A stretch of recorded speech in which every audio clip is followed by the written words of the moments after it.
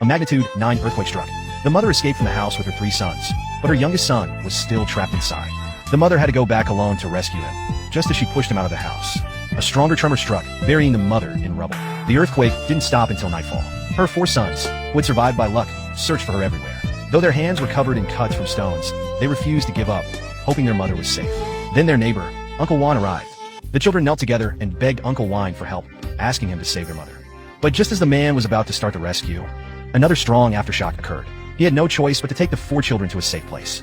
Fortunately, after a heavy rain, their mother managed to crawl out of the rubble. Due to a head injury, she had a splitting headache and couldn't remember who she was. As she wandered, trying to recover her memory, she encountered a thug from a nearby village. Seeing that she had lost her memory, he got a wicked idea, intending to sell her for money. He took her to the city and told her that a disabled man was her husband, instructing her to settle down there. 20 years later, the 4 sons had been adopted by a wealthy man, and each had become powerful figures. They had never given up searching for their mother.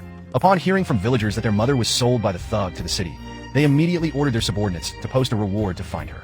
One day, the mother, while shopping for groceries, received a flyer from her youngest son, who asked if she had once lived in Guja village and had 4 sons. The mother replied that she lived in the village and only had 1 son, watching her walk away.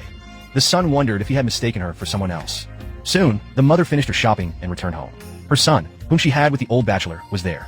He criticized her for coming home late, while her husband scolded her harshly.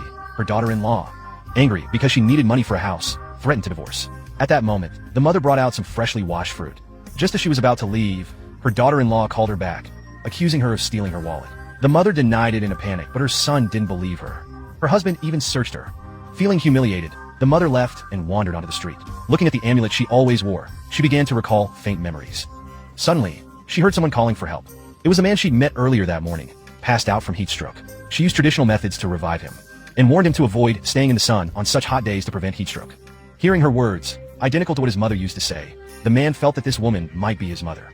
He decided to take her home to meet his 3 brothers. The woman hesitantly accepted his gratitude and followed him. At the villa, she noticed an old sewing machine in the corner. When the man mentioned that it had belonged to his mother, the woman's fragmented memories began to resurface. She instinctively called out her youngest son's name. The man thought he might have misheard. When he asked what she had just said, she replied that she had a bit of a headache, thinking she might also have heat stroke. He asked his wife to call his brothers. While he went to wash some fruit for her, the woman sat alone on the sofa, resting, when she received a call from her son at home. As she stood up, she accidentally dropped her amulet onto the floor. When the man returned with the fruit, she was gone, but he found her amulet on the floor. Realizing she might be their mother, his 3 brothers arrived just in time, ecstatic upon finding the amulet. Upon learning that their youngest brother had found their mother, they immediately went to welcome her home.